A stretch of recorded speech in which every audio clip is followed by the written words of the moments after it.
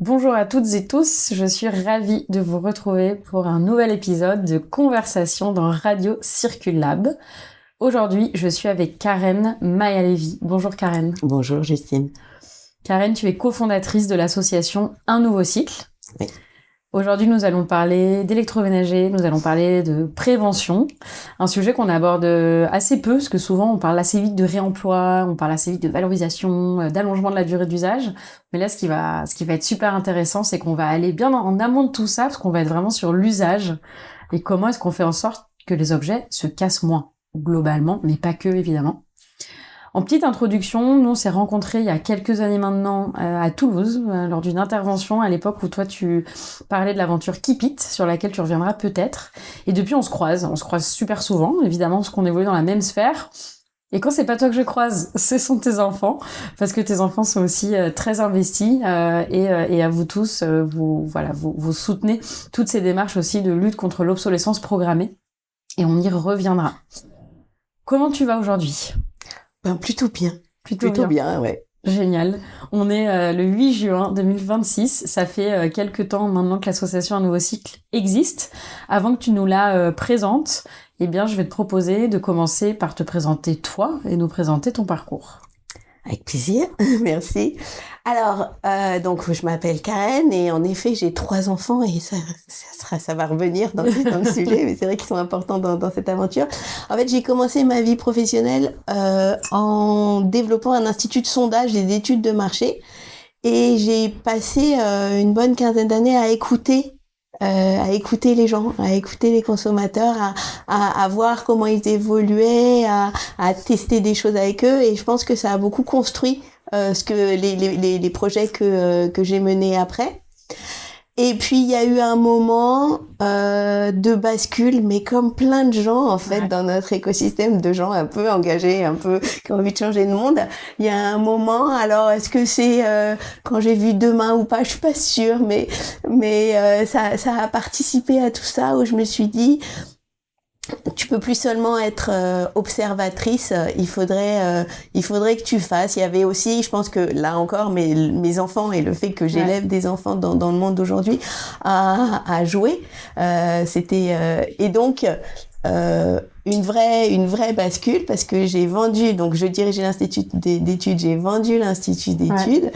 Et je me suis dit, là maintenant, tu dois faire quelque chose qui est en ligne avec ce que tu penses, avec ce que tu es. C'est vachement dur, hein. Quand tout à coup, t'avais une entreprise. Ça fonctionnait, quoi. Ça fonctionnait très bien, ça roulait, ça faisait 15 ans, on était, c'était quelque chose c'était un travail. C'était un travail rémunérateur, intéressant. Et, mais voilà. Donc, grosse prise de décision. Donc, j'ai convaincu mon associé qui a été facile à convaincre.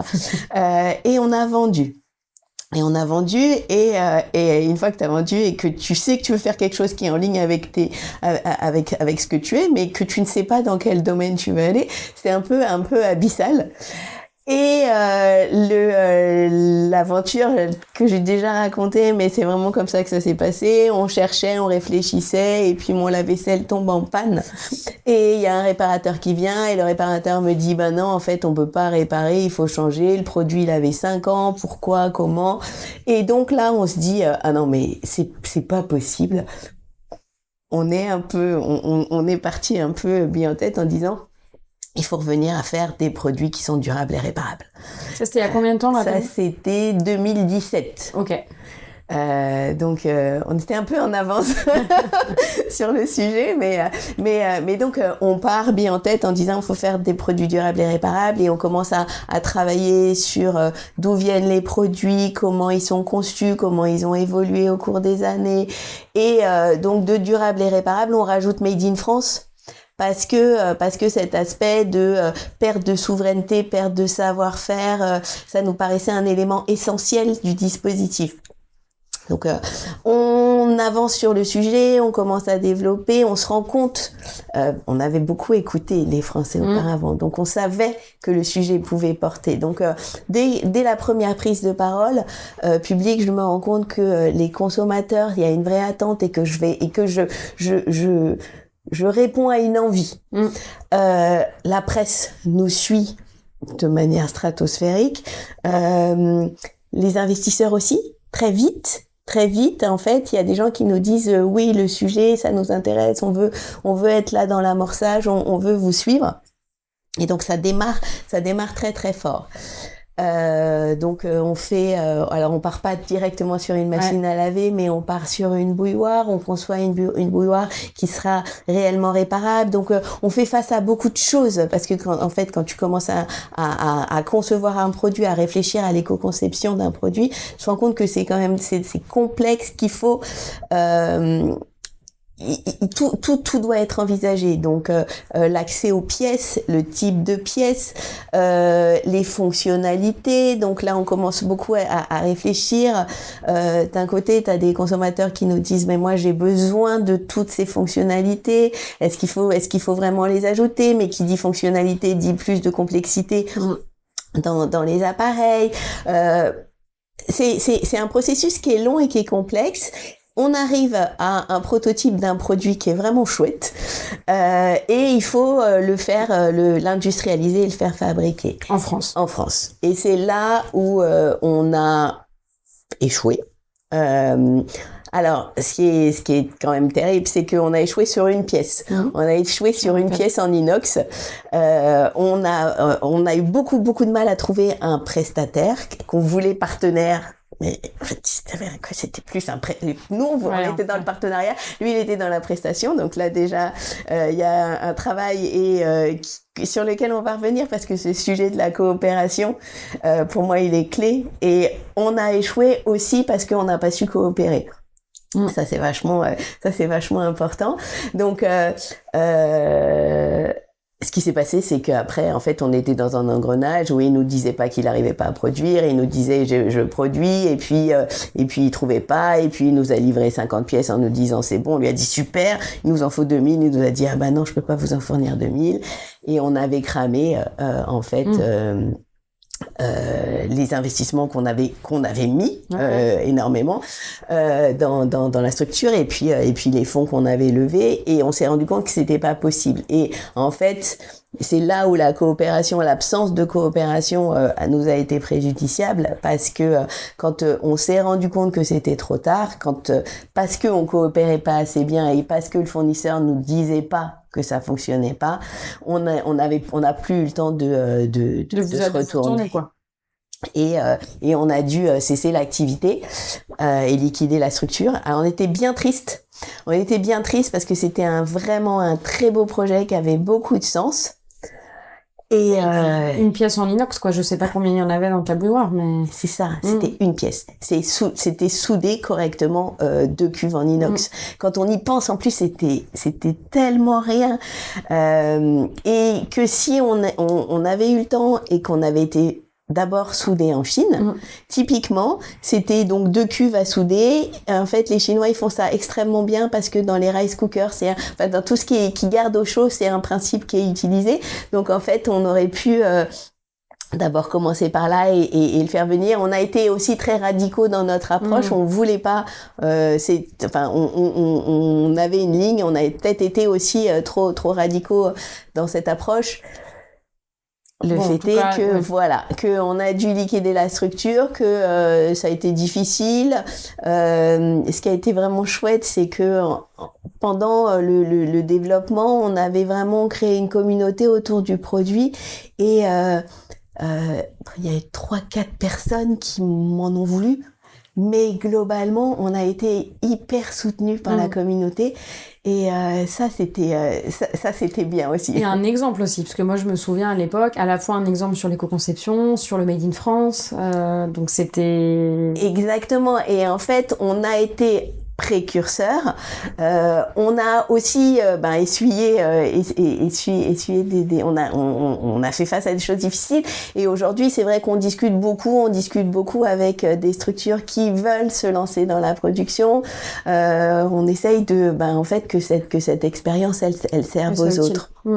Et je pense qu'elle sert et qu'elle continue à être utilisée parce que l'approche elle était logique et cohérente. Mais donc ça s'arrête.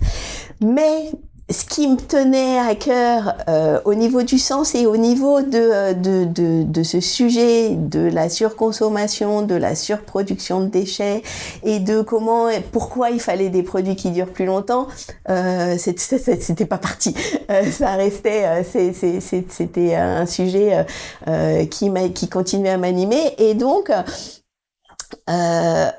on s'est dit, on n'a pas produit, ok, mais si on allait plus loin en essayant de faire durer, de permettre aux produits qui sont aujourd'hui utilisés et commercialisés de continuer à durer, c'est le point de départ d'un nouveau cycle. Ok, génial. Qu'est-ce que ça veut dire faire durer? Est-ce que tu veux, peut-être pour continuer, nous remettre le constat? C'est une filière que tu connais bien, celle de l'électroménager. Faire durer, pourquoi travailler sur cette partie-là? Quels sont les impacts actuels de la filière et les enjeux sur cette chaîne de valeur? Alors, c'est 500 000 tonnes de déchets qui sont générés chaque année par de l'électroménager qui est jeté. En France? En France. Donc, c'est colossal. Dans ces déchets, c'est beaucoup de matière extraite pour construire pour fabriquer ces produits. Il y a beaucoup d'électronique, beaucoup de terres rares. C'est des produits qui viennent de très loin. Donc tout ça, c'est déjà un premier constat qui est massif. Dans l'électroménager, et en particulier dans le gros électroménager, il y a entre 50 et 60% des pannes qui sont dues à un mauvais usage ou un mauvais entretien. C'est énorme. C'est énorme. Et ça c'est quand même un premier sujet qu'on peut pas éviter. Donc 50 à 60% des pannes qui pourraient être évitées.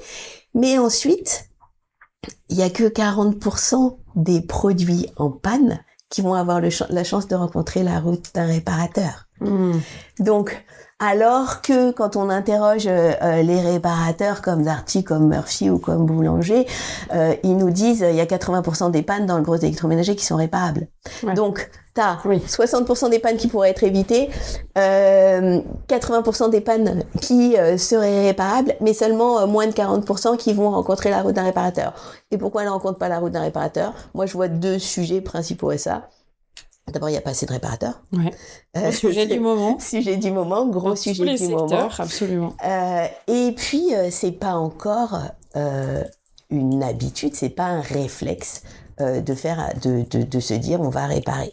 Et c'est pas un réflexe parce que on a 40 ans de consommation linéaire, jetable, on achète, on utilise, on n'entretient pas, on jette et on rachète. Et c'est vrai que quand et c'est pour ça que ça m'intéressait vraiment qu'on ait ce podcast, parce que comme je l'ai dit en introduction, on parle assez rarement, et c'est paradoxal, mais de l'usage et de l'entretien. En fait, quand tu vois les kits d'entretien, les kits d'usage, bon déjà c'est beaucoup du mode d'emploi, comment ça fonctionne, mais j'ai pas le sentiment qu'il y ait vraiment cette responsabilisation du côté pour que ce produit dure. Il y a une grande partie qui est entre vos mains consommateurs. Alors de nouveau, hein, et toi comme nous chez Circulable, je pense qu'on fait tout pour éviter de dire c'est la faute du consommateur, mais en tout cas là, ce que t'évoques, entre 50 et 60% dans le gros électroménager, c'est mauvais usage ou mauvais entretien. C'est bien que le produit ait été pensé pour être réparable ou pas. En tout cas, il peut durer davantage, quoi. Et c'est là où on revient au sujet de la coopération. En fait, dans la coopération, l'utilisateur, il a une place à avoir et cette place, elle est pas reconnue. Elle n'est pas mise en valeur et globalement, tu as un fabricant qui va vendre via un distributeur et après le consommateur, si on a de la chance, quand il a son produit en panne, il va le faire réparer, mais c'est tout. Et ce qui est maintenance préventive, c'est rigolo parce que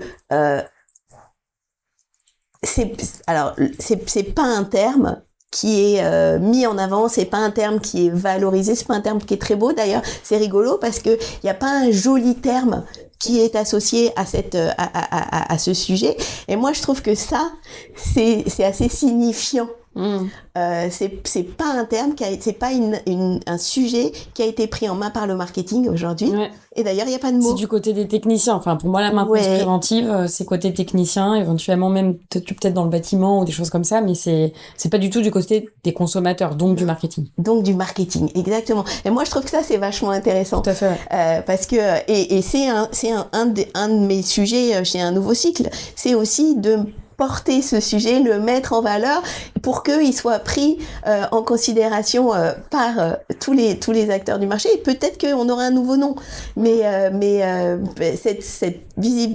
mettre en lumière, le rendre visible, c'est vachement important et c'est intéressant de voir que ça n'est pas fait. Et ce mot, enfin ces deux mots, du coup, maintenance préventive, si toi tu devais le définir et le présenter aux personnes qui nous écoutent, comment t'en parlerais? De manière plus ou moins sexy, si je puis dire. C'est prendre soin.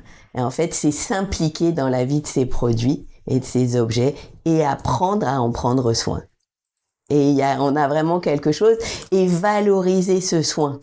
Parce que ce soin, il n'est pas du tout valorisé non plus.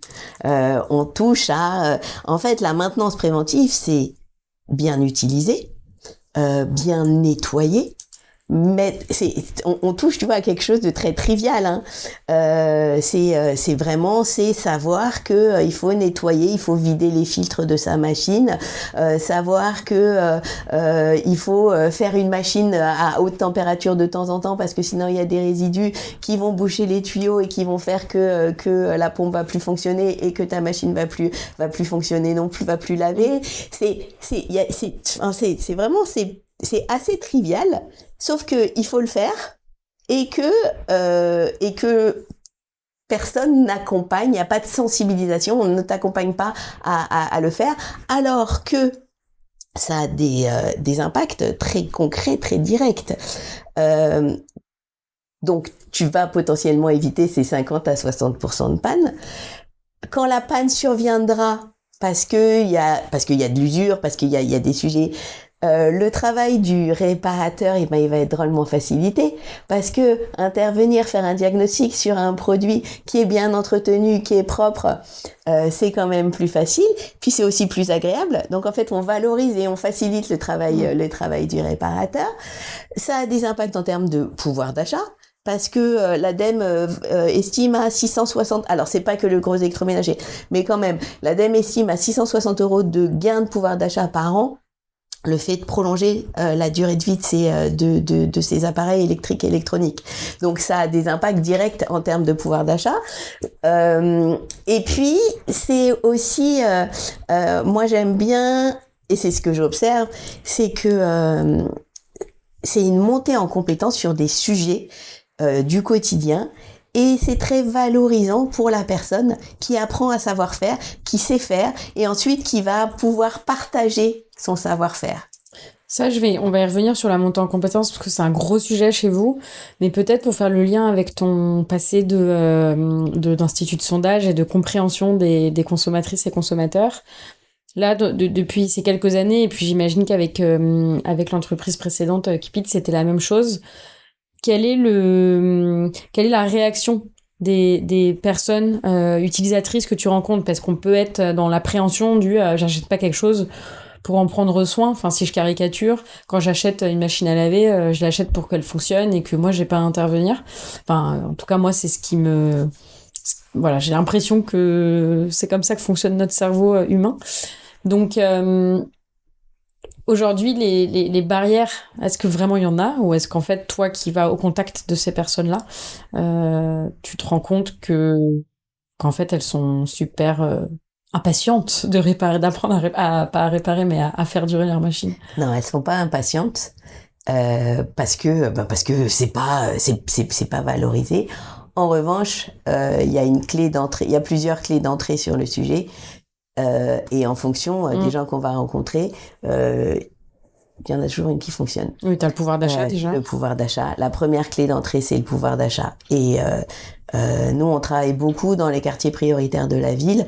C'est un vrai sujet. Et parce que quand tu vas apprendre à bien utiliser tes équipements, ils vont pas tomber en panne, mais on va parler aussi des produits d'entretien. On va parler, on va parler d'économie en général, et puis on va parler d'électroménager, mais on va parler de tout ce qui peut faire durer. Et donc, ça c'est une première clé d'entrée qui nous ouvre des portes. Entretenir, c'est économique. Ça, c'est la première porte, la première clé, et elle ouvre des portes. Le deuxième, c'est les aspects environnementaux. Donc ça touche moins de gens, mais ça en touche quand même. Et évidemment, donc le sujet des déchets, le sujet de la surconsommation. Lui, par contre, il est mis en avant. Donc c'est une autre bonne clé d'entrée. Et puis, il y a quand même une prise de conscience sociale sur le sujet. Et ça aussi, expliquer que bien entretenir ces appareils, ça va permettre d'éviter les pannes. En même temps, ça va permettre, on va prendre le temps de découvrir les réseaux de réparation, qui peut m'aider, quels sont mes recours. Et ça crée de l'emploi local, non délocalisable. Ça parle. Tu t'ancres sur ton territoire. Tu as l'impression qu'on te, le pouvoir d'agir, quoi. Exactement. On te donne un moyen d'agir depuis ta cuisine, de chez toi, et ça fonctionne. Et il y a aussi, c'est rigolo, mais quand tu parles avec les gens, ils te disent, je sais pas, tu me diras, mais est-ce que c'est un rêve absolu d'aller acheter un lave-linge parce que le tien est tombé en panne? Pas forcément. Donc, t'aimes bien t'équiper, tu vas refaire ta cuisine, t'as une nouvelle maison, tu te déménages, pas quoi, tu vas t'équiper pour la première fois, ça peut être un plaisir. Devoir racheter un appareil parce que il est en panne, parce que t'as trouvé ta cuisine pleine de flotte, parce que ton frigidaire t'a lâché en pleine canicule, tout ça. C'est une logistique, c'est du stress. C'est beaucoup de charge mentale que si tu peux éviter, c'est bien aussi. Et donc, en étant monté en compétence, en étant capable d'analyser assez rapidement, parce que ça va jusque-là, la maintenance préventive, c'est que tu vas savoir bien utiliser tes produits, bien les entretenir, et puis un peu les comprendre. Et puis, comme je te disais, tu as aussi les clés pour qu'est-ce que je fais en cas de problème. Tout ça, on lève de la charge mentale. Et c'est un autre moyen. Et puis, ce qui est marrant, c'est, comme je te disais, on travaille beaucoup dans les quartiers prioritaires de la ville. Mais les réactions qu'on obtient, c'est les mêmes partout. Quand je discute avec la dernière fois, je parlais avec un investisseur qui me disait mais je pense à toi chaque fois que je nettoie mon lave-linge, et je suis hyper contente, et je reçois des vidéos, regarde ce que je suis en train de faire, et en fait c'est super valorisant pour les gens et ça leur fait plaisir de reprendre ce pouvoir. Et si tu nous en disais plus sur ce que vous faites concrètement, tu as commencé à mentionner beaucoup de choses, les montées en compétences, le fait que tu rencontres du monde, donc là ça commence aussi à nous mettre la puce à l'oreille.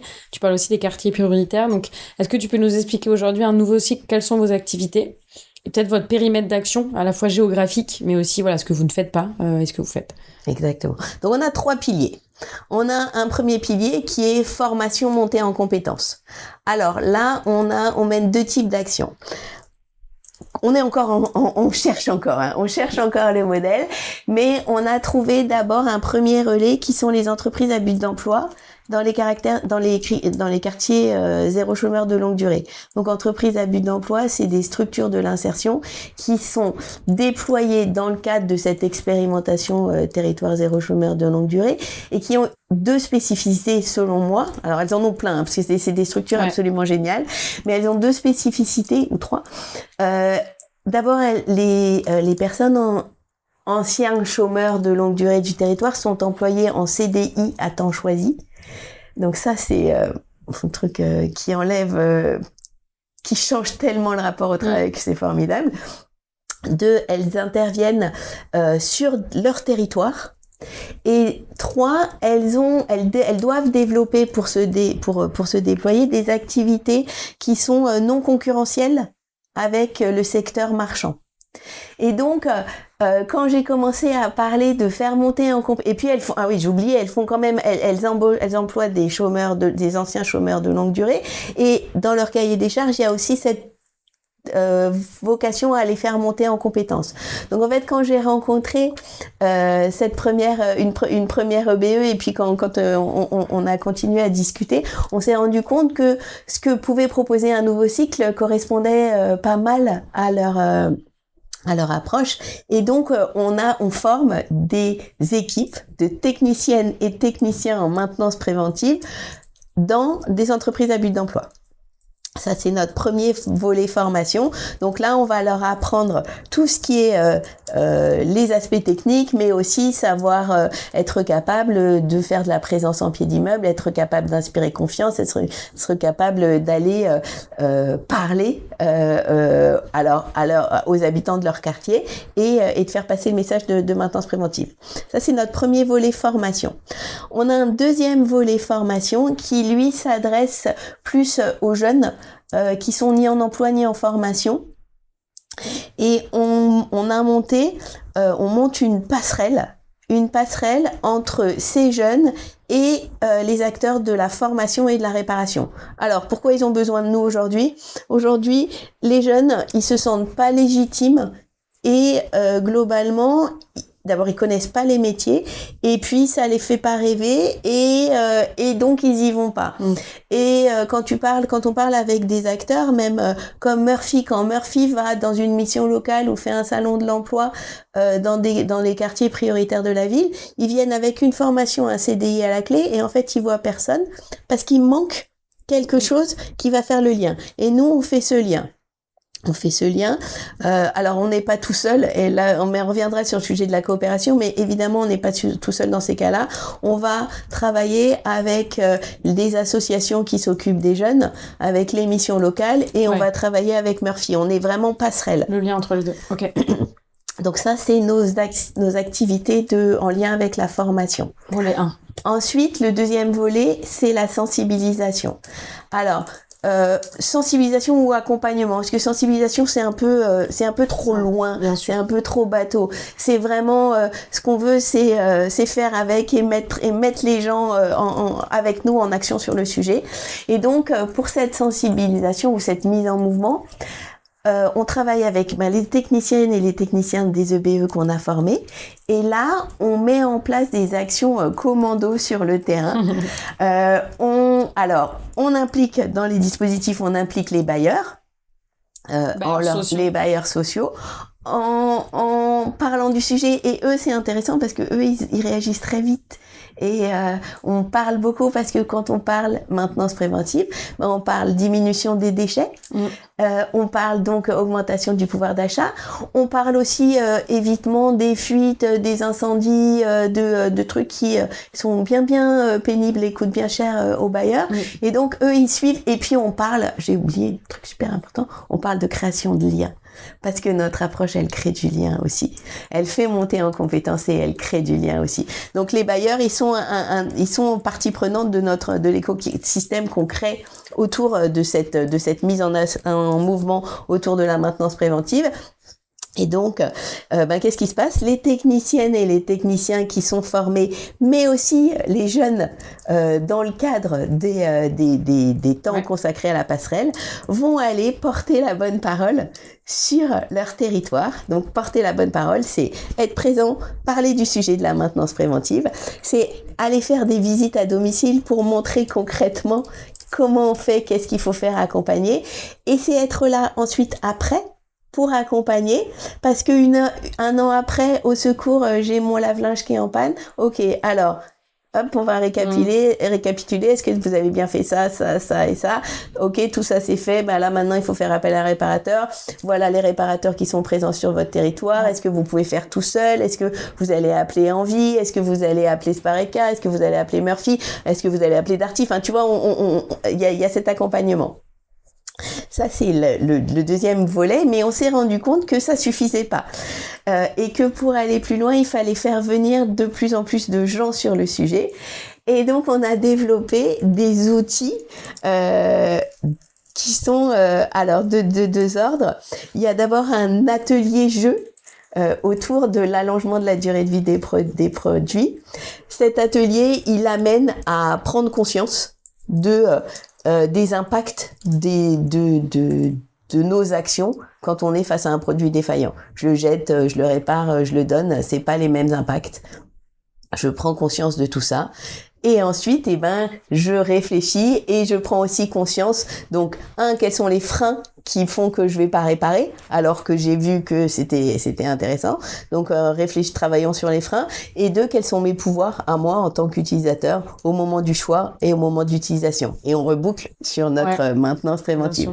Donc ça, c'est un atelier qu'on commence à déployer et qui est intéressant parce que quel que soit le profil des participants, on se rend compte que c'est super puissant, ça donne envie, et que en partant de là, on a envie d'agir.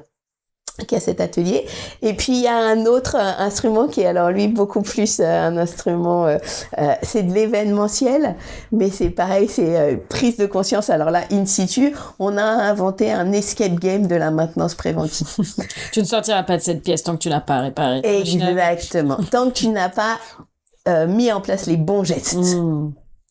Donc il y a 4 pièces, donc c'est beaucoup. et donc tu rentres et tu vas prendre conscience de quels sont les bons gestes, quels sont les dangers. Donc on parle d'électricité, on parle d'eau, on parle de beaucoup de choses, de ce qui se passe dans ta cuisine. Et pour sortir, il faut adopter les bons gestes. Sinon. Et t'en as beaucoup qui restent bloqués ou? Non, parce qu'on les accompagne. Sinon, non, mais en fait, c'est un super moyen de discuter.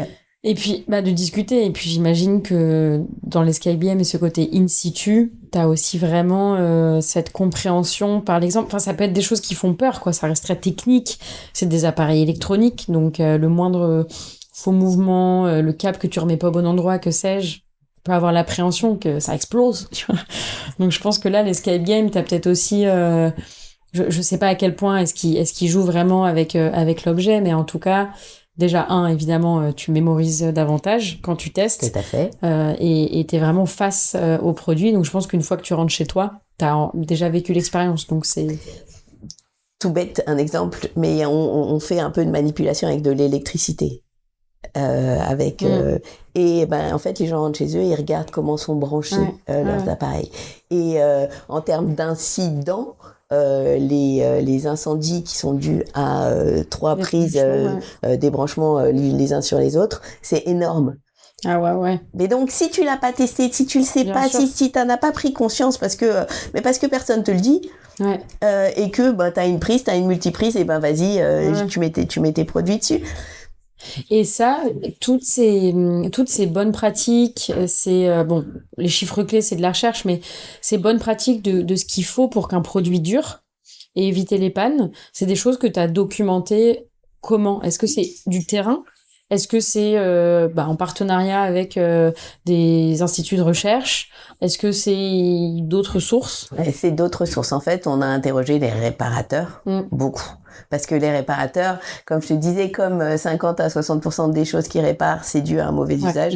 On a beaucoup parlé avec les réparateurs. On a, ce qui nous a permis, en fait, ensuite de documenter. On a aussi été regarder, il y a beaucoup de choses, sur ces sujets-là qui existent, notamment sur Internet. Donc, on a été chercher, on a été parler aux marques, parce que les marques, elles ont aussi beaucoup de choses à dire, et finalement, elles le disent pas directement aux consommateurs, donc elles ont des sujets. Donc, nous, on a documenté pour créer les formations à partir de tout ce qui existait.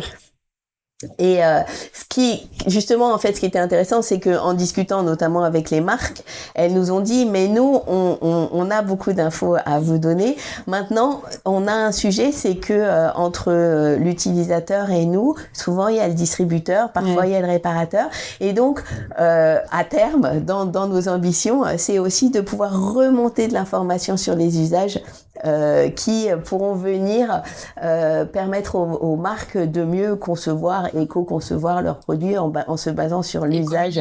Et garder des liens avec le consommateur ou la consommatrice de telle sorte à accompagner l'usage. Exactement. Mais aussi beaucoup inclure le consommateur dans la conception. Mais ça, c'est un sujet intéressant. Enfin, c'est un peu éloigné, mais nous, on constate sur tous les projets qu'on accompagne, notamment quand il y a cet enjeu d'usager qui est important, parce que selon les projets, l'utilisateur, il va être plus ou moins important dans les projets qu'on mène.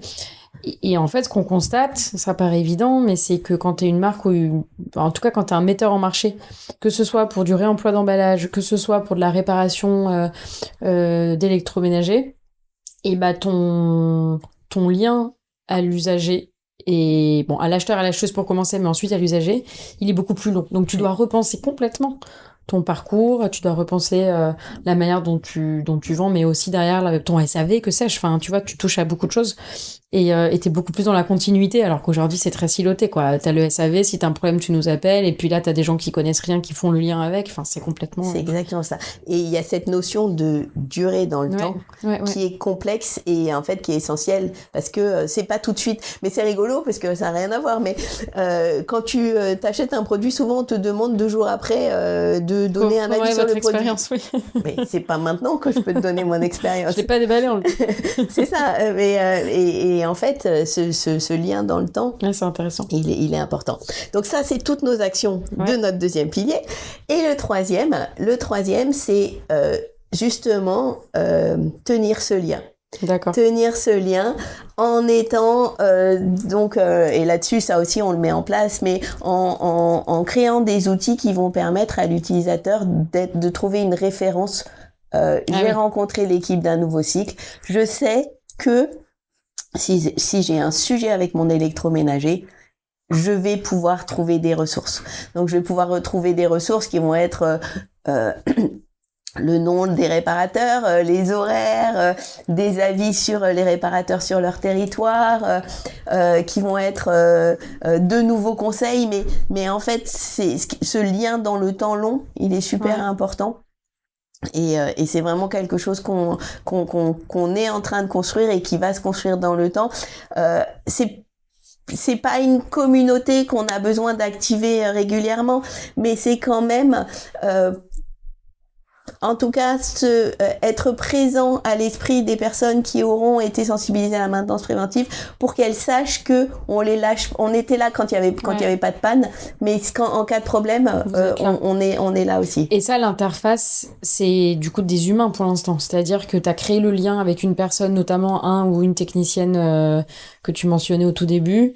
Et l'idée, c'est de garder ce lien humain, ou est-ce que se tenir le lien, ce que moi j'appelle aussi le maillage, enfin en tout cas ce maillage entre toutes les ressources, c'est quelque chose que vous avez vocation à apporter via un annuaire de contact, comme ça peut être le cas sur le bonus réparation ou des choses comme ça. En fait, c'est ça. L'objectif, c'est d'avoir un site internet aujourd'hui qui soit une compilation de toutes les ressources, mais au territoire. En fait, on s'est rendu compte que, par exemple, l'ADEME a un super outil. Il est vraiment top.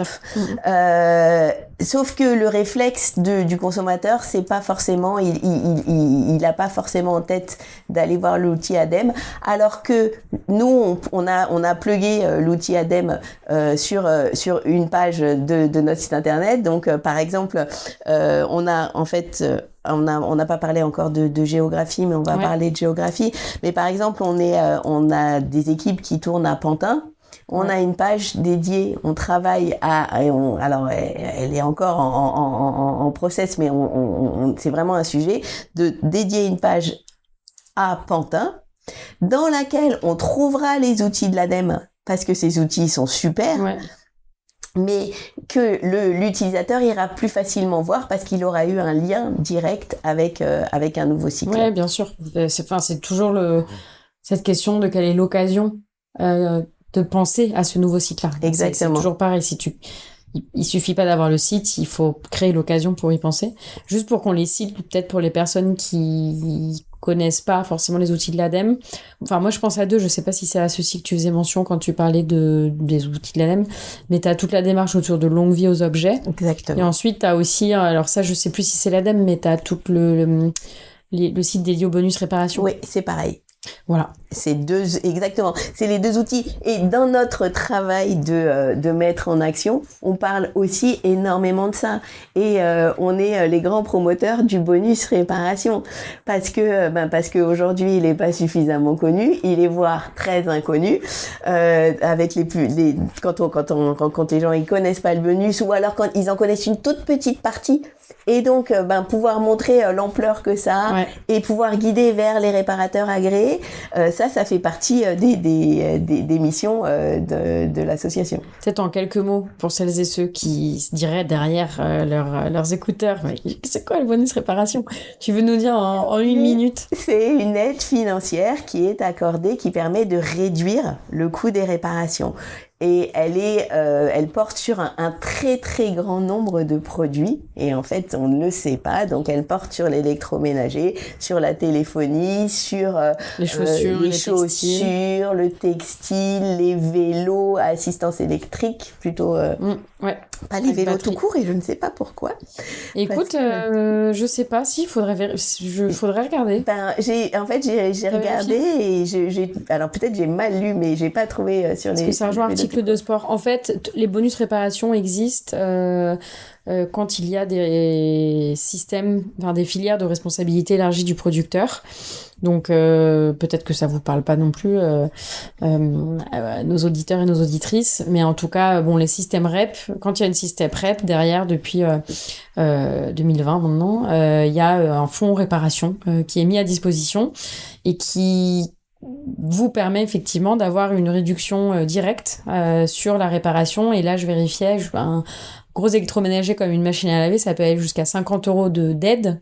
Et pour ça, vous avez des réparateurs et réparatrices agréés vers lesquels vous pouvez vous orienter. Et donc ça, vous avez la liste sur Internet. Exactement. Mais ça, il faut le savoir. Il faut pouvoir les trouver facilement. Et donc, c'est en avoir à côté de chez soi. Exactement. Et ça, c'est un autre sujet, évidemment. Et donc, c'est ça qu'on compile. Donc, notre troisième pilier, c'est bien ça. C'est continuer à accompagner. Et puis, il y a une petite chose qui est connexe à ça et qui apparaît de plus en plus, c'est que tout ça, c'est très politique. Et donc, il y a un sujet qui est un sujet de plaidoyer autour de ce sujet, parce que on a besoin de le porter sur la place publique, parce que et quand je dis c'est très politique, c'est très très politique. La maintenance, c'est le soin, c'est faire attention, c'est très féminin, c'est très peu valorisé. Donc en fait, on a là-dessus un champ d'action très large aussi, très large et hyper important aujourd'hui. Merci Karen, c'est passionnant. Il y a beaucoup de choses qu'on pourrait encore dire. Moi j'ai mes quelques questions de conclusion. Avant ça, est-ce qu'il y a d'autres éléments que tu souhaiterais partager? On a vu vos activités, je vais juste les répéter, parce qu'on a aussi fait des digressions, mais formation, montée en compétences, sensibilisation, accompagnement et tenir le lien. Et par ailleurs, ce travail un peu sur le long cours de plaidoyer que tu évoques. Tout ça grâce à la coopération. Tu as beaucoup parlé de coopération. Peut-être là-dessus, est-ce que tu veux peut-être finir sur ça? Exactement. Les principaux acteurs avec qui vous travaillez, voilà. Qui est essentiel. En fait, c'est le nœud du développement de cette structure, c'est être en mesure de coopérer au niveau du territoire avec les collectivités en général, avec les bailleurs, avec les associations qui sont déjà présentes, soit quand elles s'occupent de jeunes, soit tout ce qui est autour de l'insertion professionnelle, mais aussi derrière, on a besoin de valoriser tout ce que génère la maintenance préventive pour intégrer dans notre écosystème les réparateurs, les groupes de réparation, les éco-organismes. Bon, l'ADEME est déjà partie prenante et forcément, mais voilà, c'est important pour que ça puisse se développer, qu'on puisse créer des écosystèmes territoriaux et qu'on soit vraiment dans la coopération. Petite question, est-ce que vous travaillez avec des acteurs de l'accompagnement de consommateurs? Enfin, je pense à UFC Que Choisir, mais tu vois, des collectifs de consommation, On n'a pas de été... représentation. c'est une bonne idée. Parce que ça rejoint, en fait... ça rejoint tout simplement le soutien aux consommateurs et aux consommatrices. Alors on est proche d'OP, évidemment. Ouais, évidemment, halte à l'obsolescence programmée. Oui, parce que on est exactement dans la lignée de ce que fait OP. On n'a pas encore été du côté des associations de consommateurs, mais ça aurait complètement... Je pense que ça a du sens, absolument. Et on n'a pas mentionné sur le périmètre géographique. Voilà. Donc aujourd'hui, on est plutôt région parisienne, parce que en fait, moi, je suis région parisienne.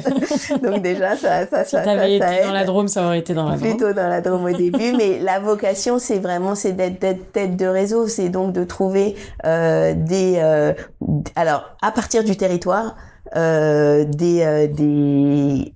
des structures avec lesquelles on va pouvoir coopérer. Ouais. Donc ça c'est important et ce qui est intéressant, c'est que le sujet, on le voit en région parisienne, il peut être l'initiateur, ça peut être la collectivité locale, comme ça peut être une EBE, comme ça peut être un bailleur. Comme ça peut être une association. Donc c'est intéressant parce qu'on voit que ça peut partir de n'importe où du cercle, et ensuite il faut par contre vraiment le constituer cet écosystème et le tenir dans la coopération. Dans la coopération. Génial. On va finir avec nos petites questions de clôture et introspective, prospective. Tu les appelleras comme tu veux. La première question, et j'en profite, un nouveau cycle date de quand? Parce qu'on l'a 2024, c'est très récent. Donc c'est très récent.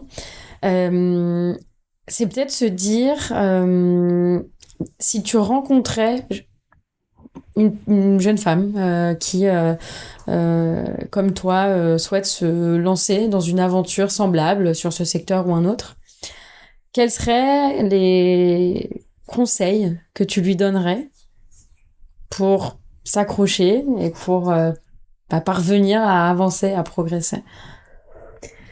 En fait, on va revenir à ce mot. Pour moi, c'est la coopération. C'est que il y a énormément d'acteurs sur quel que soit le sujet, mais c'est vrai que dans nos sujets circulaires, on peut pas faire du circulaire si on coopère pas. Enfin, on tue toute la logique du système. On a besoin et pour avancer, et on peut vraiment travailler et coopérer avec des gens qui font exactement la même activité que nous. La compétition, on est tellement petit par rapport à tout ce qu'il y a à faire que c'est ridicule de se mettre en compétition et de dire ah ben non, je parle pas à un tel parce que peut-être qu'il va me prendre une partie de mon activité. En fait, on n'en est pas là.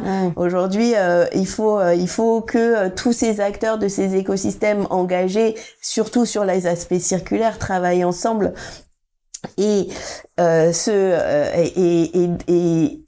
n'aient pas peur les uns des autres. Donc coopérer, deux, travailler. Mais alors en fait, il se trouve que tout au départ de ma réflexion, je travaillais sur le Circulab Canva. Ouais.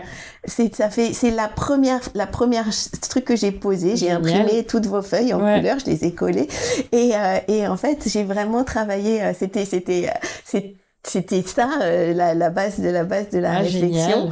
Génial. Et c'est essentiel.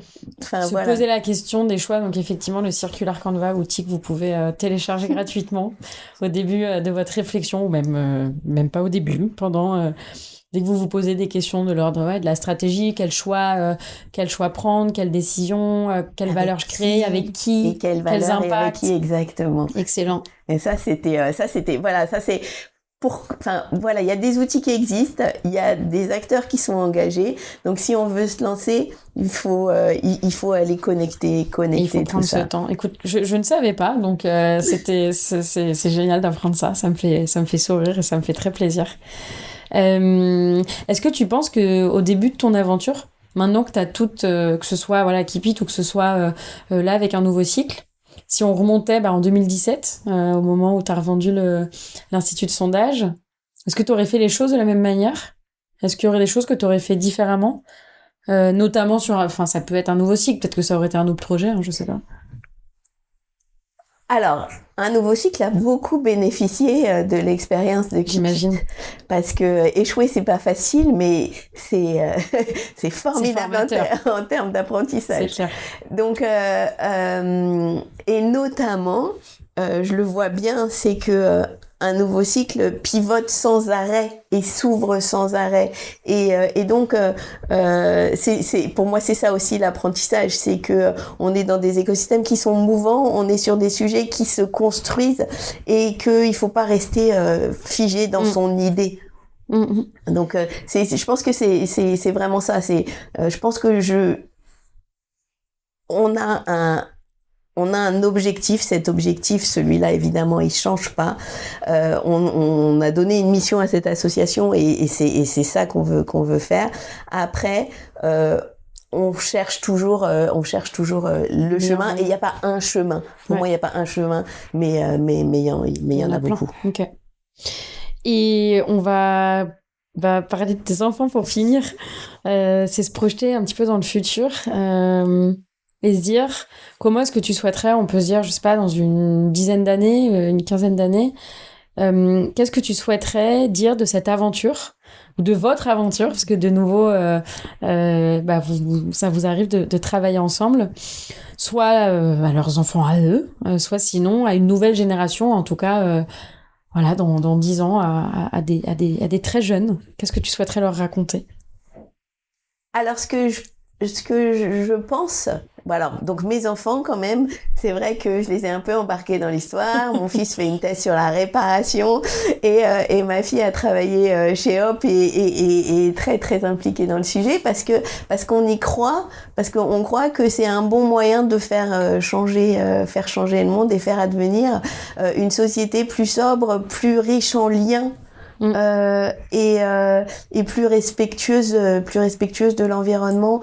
Et donc, dans 10 ans, moi, ce que j'aimerais que d'abord que une structure comme un nouveau cycle se soit déployée comme un nouveau cycle ou comme une autre, hein, mais cet aspect créateur de liens autour de sujets du quotidien, c'est important et peut-être que ça sera tout à fait logique de savoir que j'ai un besoin, je sais que sur ce sujet-là, je vais pouvoir trouver de la ressource. Ouais, je pense que ça c'est important. Et puis j'espère que dans 10 ans justement, on aura contribué à ce qui est plus de réparateurs, que ce soit tout à fait cohérent et inévitable de se dire je fais attention à mes produits, mais ce produit, quoi qu'il arrive, il a de la valeur et je le sais. Et il a de la valeur pour être réparé, il a de la valeur pour être réutilisé. En tout cas, je fais tout pour que ça ne devienne pas un déchet. Génial. Et on va finir avec cette dernière question. Vous êtes une association. Comment est-ce que les personnes qui nous écoutent en ce moment peuvent vous soutenir ? Alors, il y a plein de moyens. On a notamment, on vient d'être sélectionné pour rejoindre le 20% pour la planète. Donc, on va en septembre 2026 lancer une campagne de financement participatif sur la plateforme Hello Asso.